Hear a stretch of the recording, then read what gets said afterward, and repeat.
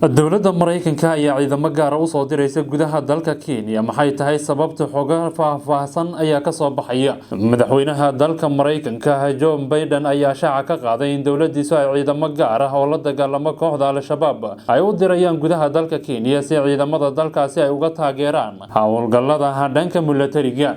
Joe Biden ayaa go'aankaasi ku dhawaaqay kadib markii uu wadahadal dhanka telefoonka la yeeshay dhigiisa dalka Kenya iyagoo ka wada hadlay arrimaha siyaasadda, amniga, xoojinta xiriirka labada dal iyo la dagaalanka waxa ay ugu yeereen kooxaha argagixisada. Lama shaacin tirada rasmiga ah ee ciidamada Mareykanka u soo diraya Kenya, goorta ay imanayaan iyo sidoo kale halka ay saldhig ka dhiganayaan intaba. Warbaahinta gudaha ee Kenya ayaa sidoo kale ku warantay in ciidamadani lagu xoojinayo askar kale oo Mareykanka kaga sugan gudaha Kenya si ay ula diriraan kooxahaasi argagixisada. Sidoo kale ciidamada la soo diray oo ah kuwa gaar ah ayaa waxaa la filayaa inay ka hortagaan weerarada ay fuliso kooxda Al-Shabaab oo maalmihii dambe sare u kacay gudaha Kenya. Mareykanka iyo Kenya ayaa labaduba waxay ka mid yihiin wadamada ka qayb qaata dagaalada iyo duqeymaha cirka ah ee ka dhanka kooxda Al-Shabaab.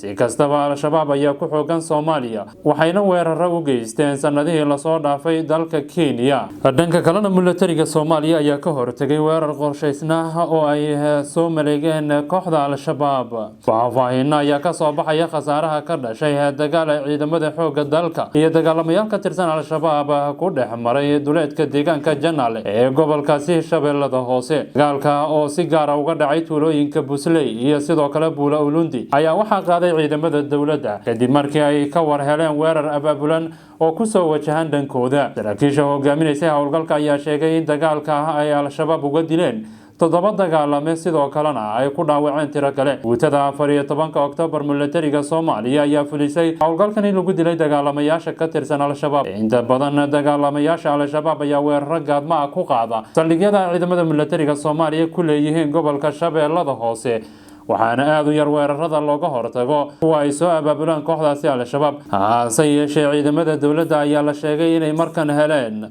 war ku saabsan weerar culus oo kooxdu la damacsan tahay fadhiisimo militari oo Soomaaliya ay ku leedahay deegaanka Janaale ee gobolka Shabeellada Hoose, taasi oo soo dedejisay in howlgallo qorshaysan lagala hortago.